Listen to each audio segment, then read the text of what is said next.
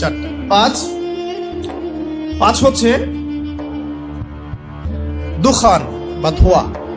এই পুরো পৃথিবীর আকাশটা একটা নির্দিষ্ট সময় পর্যন্ত ধোঁয়ায় ছেয়ে যাবে, এবং হতে পারে, আল্লাহু আলাম, হতে পারে যে সূর্যের আলো পৃথিবীতে পৌঁছাবে না, এমন ধোঁয়া হতে পারে। পুরো পৃথিবীটা ধোঁয়ায় ছেয়ে যাবে, যে সূরা দুখানের মধ্যে বলা আছে। এটা 5। 6 নম্বরে নবী সাল্লাল্লাহু আলাইহি ওয়াসাল্লাম বলছেন যে একটা ভূমিকম্প হবে পৃথিবীর পূর্ব দিকে। পৃথিবীর পূর্ব দিক মানে এই যে ভারত, পাকিস্তান, বাংলাদেশ, শ্রীলঙ্কা, ইন্দোনেশিয়া, ঠিক আছে, এই সিঙ্গাপুর, এই যে কন্টিনেন্ট, মালয়েশিয়া, এটা পৃথিবীর পূর্ব দিক। এদিকে একটা ভূমিকম্প হবে। তারপরে 7, পৃথিবীর পশ্চিমে একটা ভূমিকম্প হবে। পশ্চিম মানে বোঝেন না?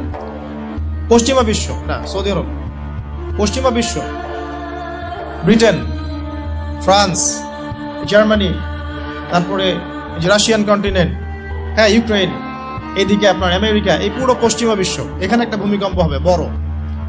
এবং এগুলো এমন হবে যেগুলোতে ভূমি মাটিতে ধসে যাবে, মাটিতে ডুবে যাবে। ভূমিকম্প না, ভূমিধস। 8, পৃথিবীর মাঝখানে মধ্যপ্রাচ্যে একটা ভূমিকম্প হবে।